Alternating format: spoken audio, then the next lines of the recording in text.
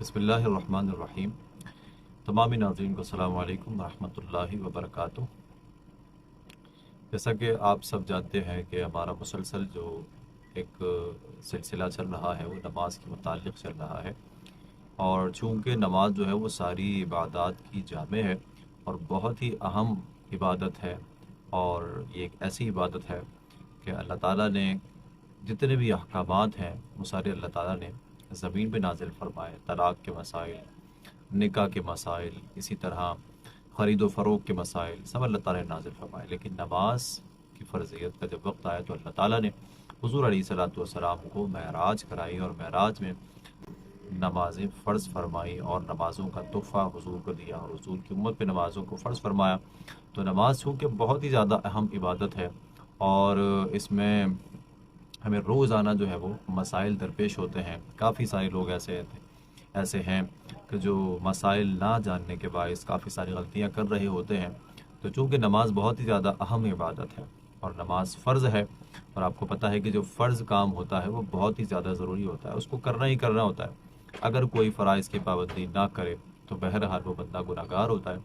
اور پھر فرائض کو ادا تو کرنا ہے لیکن بالکل ٹھیک طریقے سے ادا کرنا ہے۔ یہ سب ہماری ذمہ داریاں ہوتی ہیں۔ اسی لیے نبی کریم صلی اللہ تعالیٰ علیہ وسلم نے ارشاد فرمایا کہ طلب العلم فریضۃ علی کل مسلم و مسلمہ۔ تو ظاہر سی بات ہے کہ جب انسان بالغ ہو جاتا ہے تو سارے احکام اس کی طرف متوجہ ہو جاتے ہیں، ان کو ساری چیزوں کی سمجھ بوجھ حاصل کرنا بہت زیادہ ضروری ہوتا ہے جو لوگ بالغ ہو جاتے ہیں۔ تو اگر بالغ ہونے کے باوجود بھی بندہ نمازوں کی ٹھیک طریقے سے ادائیگی نہ کر سکے اور جو چیز اس پر لازم ہوئی ہیں ان کو ٹھیک سے ادا نہ کر سکے، تو یقیناً یہ بہت ہی بڑی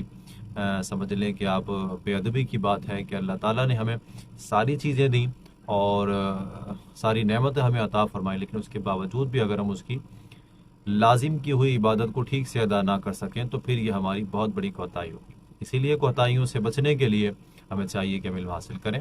اور ہماری توجہ حضور نے اس طرف دلائی کہ حضور نے فرمایا کہ جب بچہ 7 سال کا ہو جائے تو پھر اس کو نماز کا حکم دیا جائے، اور جب بچہ 10 سال کا ہو جائے تو پھر اس کو نماز مار کے بھی پڑھوائی جا سکتی ہے۔ تو جب 7 سال کا ہو جائے تو ہی پہلے ہی تیاری کروانی ہے اس کی، اور 10 سال تک اس کو ساری چیزیں سکھا کر اس کو نماز کے لیے بالکل ریڈی کر دینا ہے، تاکہ اب جب اس پہ نمازیں لازم ہو جائیں، نمازیں فرض ہو جائیں، تو اس کے لیے ان نمازوں کو ادا کرنا یہ مشکل نہ ہو، یہ بوجھ نہ ہو، اس کے لیے پریشانی نہ ہو، اس کے لیے اکتاہٹ نہ ہو۔ تو پہلے سے ہی ہمیں چاہیے کہ ہم اپنی اولادوں کو، اپنے بچوں کو ریڈی کریں اللہ کی عبادت کے لیے۔ تو نماز میں کافی ساری چیزیں ہم نے پہلے ہی ڈسکس کر لی ہیں کہ نماز کے شرائط کیا ہیں، نماز کے فرائض کیا ہیں، نماز کی سنتیں کیا ہیں، نماز کے واجبات کیا ہیں۔ یہ سارے کلپ آپ کو ہمارے چینل پر آپ کو مل جائیں گے، تو آپ کے لیے آسانی ہوگی۔ اور دوسری بات یہ کہ آج جو ہم بات کرنے والے ہیں وہ نماز کے مفسدات کے بارے میں، یعنی نماز جو ہے وہ کن کن چیزوں سے فاسد ہو جاتی ہے، کن کن چیزوں سے اس میں فساد آ جاتا ہے، اور نماز جو ہے وہ خرابی کی طرف چلی جاتی ہے، اور پھر نماز کو ہمیں دوبارہ سے بھی پڑھنا پڑتا ہے۔ تو نماز کے مفسدات علماء کرام نے کتابوں میں بیان فرمائے، تو جس میں سے پہلا جو مفسد ہے، مفسد نماز، علماء نے لکھا کہ کلام کرنا، چاہے بھول کر ہو یا غلطی سے ہو۔ اگر کسی نے کوئی کلام کیا تو بہرحال نماز جو ہے وہ فاسد ہو جاتی ہے، چاہے کلام بھول کر ہو۔ بھول یہ ہے کہ انسان کو یاد نہیں رہتا، اور خطا یہ ہوتی ہے کہ انسان کو یاد تو ہوتا ہے لیکن پھر بھی انسان کی زبان سے کلام نکل گیا تو اس کو غلط ہی کہتے ہیں۔ تو یاد رکھیں کئی جگہیں ایسی ہیں جہاں پر ہماری بھول جو ہے وہ معاف ہے، جیسے روزے کے مقام پر کہ اگر کسی نے روزہ رکھا ہوا ہے اور اس نے بھولے سے کچھ کھا لیا، کچھ پی لیا، اور پھر اس کو بعد میں یاد آیا، تو بہرحال اس کا روزہ جو ہے وہ ٹوٹا نہیں، کیونکہ بھول جو ہے وہ روزے کے معاملے میں معاف رکھی ہے۔ اسی طرح اگر نماز کا معاملہ ہے کہ نماز پڑھنے کوئی بھول گیا، تو یہاں پر بھی نماز پر مطلب جس نے نماز چھوڑی ہے بھولے سے، اس پر کوئی پکڑ نہیں، کیونکہ بھول جو ہے وہ بندے کے اختیار میں نہیں ہے، بھول جو ہے وہ بندے کے اختیار میں نہیں ہے، تو اسی لیے بھول پہ ہماری گرفت بھی نہیں رکھی۔ تو اگر بھولے سے کلام ہو یا غلطی سے کسی نے کلام کر لیا تو بہرحال نماز فاسد ہو جاتی ہے۔ اسی لیے یاد رکھیں کہ جو ہم تکبیر تحریمہ کہتے ہیں، اللہ اکبر، تکبیر تحریمہ اللہ اکبر کو اسی لیے کہتے ہیں کہ ہمارے لیے کھانا پینا، چلنا پھرنا، آنا جانا، یہ سب ہمارے لیے تکبیر تحریمہ سے پہلے یعنی نماز سے پہلے ہمارے لیے جائز ہے، لیکن جیسے ہی ہم نماز کے لیے تکبیر تحریمہ کہتے ہیں تو پھر اب وہی کام جو ہمارے لیے تکبیر تحریمہ سے پہلے جائز تھے، نماز کے اندر داخل ہونے سے پہلے جائز تھے، وہی کام ہمارے لیے حرام ہو جاتے ہیں۔ تو اسی لیے اس تکبیر کو تکبیر تحریمہ کہا جاتا ہے۔ تو پہلا مفسد کیا ہے کہ کلام کرنا، وہ چاہے بھول کر ہو یا پھر غلطی سے ہو۔ اسی طرح یاد رکھیں کہ علماء نے لکھا کہ ایک مفسد کلام یہ بھی ہے کہ کسی کو سلام کرنا، یعنی نماز میں خطاب کے ساتھ کسی کو سلام کرنا۔ جیسے آپ نماز پڑھ رہے ہیں اور نماز میں کوئی آپ کے سامنے آیا،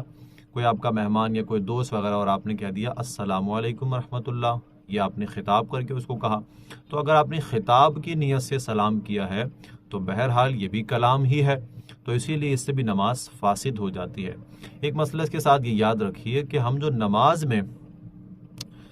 سے باہر نکلنے کے لیے ہم جو السلام علیکم ورحمۃ اللہ کہتے ہیں، تو وہ جو سلام ہم کرتے ہیں وہ سلام ہم خطاب نہیں کرتے، کسی سے کلام کرنے کے لیے، کسی سے بات کرنے کے لیے سلام نہیں کرتے، بلکہ وہ ہمارا ایک دعائیہ سمجھ لیں آپ بات ہوتی ہے کہ دعا کے طور پہ ہم وہاں پر سلام کر رہے ہوتے ہیں، السلام علیکم ورحمۃ اللہ، السلام علیکم ورحمۃ اللہ۔ تو وہاں پر مقصود کسی کو سلام خطاب کے ساتھ کرنا نہیں ہوتا، وہاں پر ایک دعا مقصود ہوتی ہے۔ تو اسی لیے ہمیں کہا گیا ہے کہ جب ہم وہ آخر میں سلام کہیں تو پھر اس سلام میں ہم جو نیت کریں، وہ اپنے ساتھ جو ہمارے فرشتے ہوتے ہیں محافظ، ان کی بھی نیت کریں کہ ان پہ بھی سلامتی نازل ہو اللہ کی طرف سے۔ اسی طرح جو ہمارے دائیں بائیں لوگ بیٹھے ہوئے ہوتے ہیں جماعت میں، تو ہم یہ بھی دعا کرتے ہیں کہ ان پہ بھی سلامتی نازل ہو۔ اسی طرح امام صاحب پر بھی سلامتی کی دعا جو ہے ہم وہ نماز میں اس طرح کر رہے ہوتے ہیں۔ تو وہاں پر چونکہ خطاب نہیں ہوتا تو اس لیے نماز فاسد نہیں ہوتی،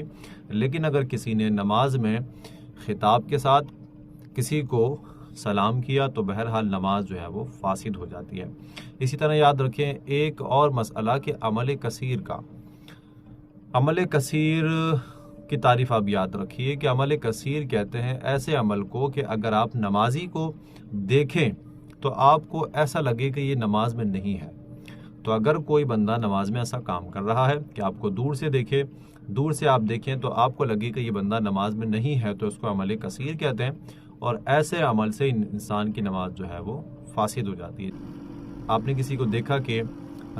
نماز پڑھ رہا ہے اور اس کی کال آئی اور اس نے موبائل نکالا اور اس طرح دیکھنے لگ گیا، سارے نمبر چیک کر رہا ہے، تو اب اگر اس کو دور سے کوئی دیکھے گا تو یہی کہے گا کہ یہ نماز میں نہیں ہے، کیونکہ نماز میں بندہ ایسے کام تو نہیں کرتا۔ تو اسی لیے دور سے دیکھنے والے بندے کو جب ایسا لگے کہ یہ بندہ نماز میں نہیں ہے تو وہ پھر عمل کثیر کہلاتا ہے، اس سے بھی نماز فاسد ہو جاتی ہے۔ اسی طرح اب یاد رکھیں عمل قلیل، اگر کسی نے کال آئی کسی کی اور اس نے ایسی جیب میں ہاتھ ڈال کے موبائل آف کر دیا یا کال کاٹ دی تو یہ عمل قلیل ہے، اس کو دور سے اگر آپ دیکھیں گے تو یہی لگے گا بندہ یہ نماز میں ہے، لیکن اگر موبائل نکال کر بندہ چلانے لگ جائے تو اس کو دور سے دیکھ کے ایسے ہی لگے گا کہ بندہ نماز میں نہیں ہے۔ لہٰذا عمل کثیر کی تعریف کو یاد رکھا جائے اور عمل کثیر سے بچے۔ کافی سارے لوگ ایسے ہوتے ہیں جن کو پتہ ہی نہیں ہوتا عمل کثیر کیا ہے، اور وہ عمل کثیر کر رہے ہوتے ہیں، ان کی نماز فاسد ہو جاتی ہے، اور وہ یہ سمجھ رہے ہوتے ہیں کہ شاید ہماری نماز جو ہے بالکل درست ہو گئی۔ تو اسی لیے یہی مسئلہ ہے کہ کئی لوگ یہ سمجھتے ہیں کہ بس ہم چونکہ مسلمان گھرانے میں پیدا ہوئے ہیں تو ہم مسلمان ہیں اور ہمیں سب کچھ آتا ہے، ہمیں کچھ سیکھنے کی ضرورت نہیں ہے۔ اسی لیے آپ کچھ لوگ ایسے بھی آپ کو ملیں گے کہ جنہیں جب آپ کہیں کہ بھائی آپ علم دین سیکھو تو وہ کہیں گے کیا سیکھیں، کیا سیکھنا پڑتا ہے اس میں، ان کو پتہ ہی نہیں ہوتا کہ کیا کیا چیزیں ہماری شریعت نے الگ الگ ان کی تقسیمات کی ہے، کہ نماز کی شرائط الگ، فرائض الگ، سنتیں الگ، مستحبات الگ، اس کے مکروہات الگ۔ تو یہ ساری چیزیں ہم نے سیکھنی ہوتی ہیں کیونکہ نماز سے ہمارا روزانہ واسطہ پڑتا ہے۔ تو اسی لیے نماز کو کبھی بھی نہ چھوڑیں، اور یہ جو مفسدات آپ کے سامنے بیان کی ہیں تو ان کو بالکل توجہ سے سنیے، سمجھیے، اس پر عمل کرنے کی کوشش کریں۔ انشاءاللہ جو اگلا کلپ ہوگا اس میں اور بھی زیادہ آپ کو